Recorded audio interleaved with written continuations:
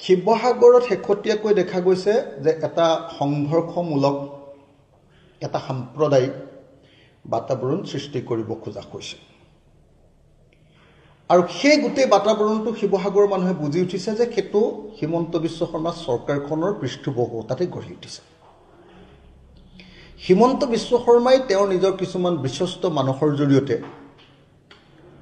আহোম ৰাজত্বৰ আটাইতকৈ দীঘলীয়া সময়ৰ ৰাজধানী য'ৰ পৰা অসমীয়া জাতি গঠন প্ৰক্ৰিয়া আৰম্ভ হৈছিল আৰু শেষ হৈছিল, যি আহোমে সকলোকে লগত লৈ অসমীয়া জাতিটোক গঢ়ি তুলিছিলে, সেই ঐতিহাসিক শিৱসাগৰত বিষবাষ্প বিয়াই দিবৰ কাৰণে হিন্দু মুছলমানৰ সংঘাত আৰু বিভিন্ন জাতি জনগোষ্ঠীৰ মাজত সংঘাত সৃষ্টি কৰিবৰ কাৰণে যোৱা কিছুদিন ধৰি যথেষ্ট পৰিমাণে চেষ্টা কৰি আছে। শিৱসাগৰখনক বাছি লোৱাৰ কাৰণ বোধহয় যেহেতু অখিল গগৈয়ে উচ্ছেদৰ বিৰোধিতা কৰি আছে, যিটো শিৱসাগৰে গোটেই উজনি অসমৰ জাতীয়তাবাদী মানুহবিলাকক প্ৰভাৱিত কৰি আছে। শিৱসাগৰে কোনোদিন কেতিয়াও বিজেপিৰ সাম্প্ৰদায়িক নীতিৰ ওচৰত চাৰেণ্ডাৰ কৰি দিয়া নাই। মানুহবিলাক বিবেচক, মানুহবিলাক সংস্কৃতিবান, মানুহবিলাকে চিন্তা কৰি কাম কৰে। সেইকাৰণে কিছুমান মানুহৰ জৰিয়তে তাত হিন্দু মুছলমানৰ সংঘাত লগাব খোজা হৈছে। মই হিন্দু মুছলমানৰ সংঘাত লগাব খোজা প্ৰত্যেকটো পক্ষক এই কাম নকৰিবৰ কাৰণে আহ্বান জনাইছোঁ। শিৱসাগৰ প্ৰশাসনক ষ্ট্ৰিক্টলি মই নিৰ্দেশ দিছোঁ যে তেওঁলোকে যেন কাকো আইন হাতত তুলি ল'বলৈ অনুমতি নিদিয়ে, তেওঁ মুছলমানেই হওক, তেওঁ হিন্দুৱেই হওক। আৰু শিৱসাগৰ ৰাইজৰ প্ৰত্যেকজন নাগৰিকক মই আহ্বান জনাইছোঁ যে শিৱসাগৰ নাগৰিকসকলে তেখেতসকলৰ জাতীয় দায়িত্ব পালন কৰি আমাৰ ঐতিহাসিক সম্প্ৰীতিক সুৰক্ষিত কৰিবৰ কাৰণে ওলাই আহক। মই ইতিমধ্যে ডিজিপি আৰু অসমৰ মুখ্যমন্ত্ৰীক জনাই দিছোঁ যে আপোনালোকে শিৱসাগৰত পুলিচৰ ছত্ৰছায়া, প্ৰশাসনৰ ছত্ৰছায়া যি সাম্প্ৰদায়িক ৰাজনীতি কৰিব খুজিছে, যি ঘৃণাৰ বিষবাষ্প বিয়পাব খুজিছে, বিভিন্ন জাতি জনগোষ্ঠীৰ মাজত সংঘাত লগাই এক অস্থিৰ পৰিৱেশ সৃষ্টি কৰিব খুজিছে, এইটো কেতিয়াও আমি কৰিবলৈ নিদিওঁ। মই স্পষ্টভাৱে পুলিচ প্ৰশাসন, ৰাজনৈতিক প্ৰশাসন সকলোকে এই কথা স্পষ্টভাৱে জনাই দিছোঁ।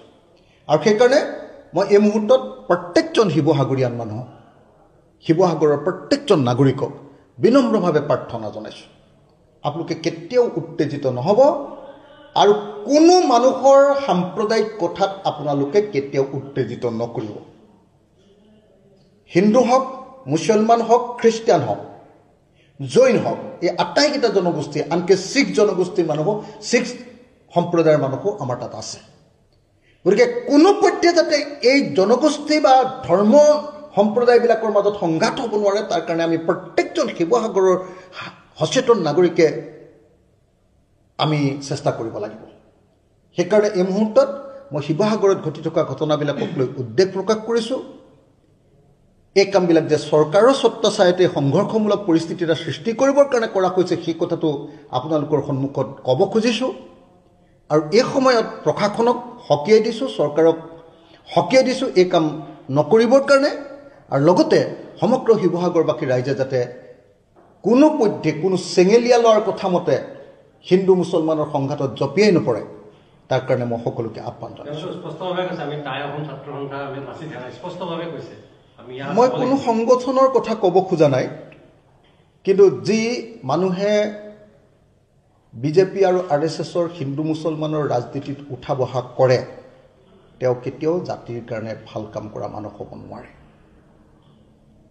যি মানুহে, মই কোনো সংগঠনৰ নাম ল'ব খোজা নাই, কিন্তু যিবিলাক মানুহে চৰকাৰৰ কথা মতে উঠা বঢ়া কৰে আৰু চৰকাৰৰ পৃষ্ঠপোষকতাত জাতি আৰু জাতিৰ মাজত সংঘৰ্ষ লগাবৰ কাৰণে পৃষ্ঠভূমি তৈয়াৰ কৰে, তেওঁলোক সঁচাকৈ জাতীয় শত্ৰু।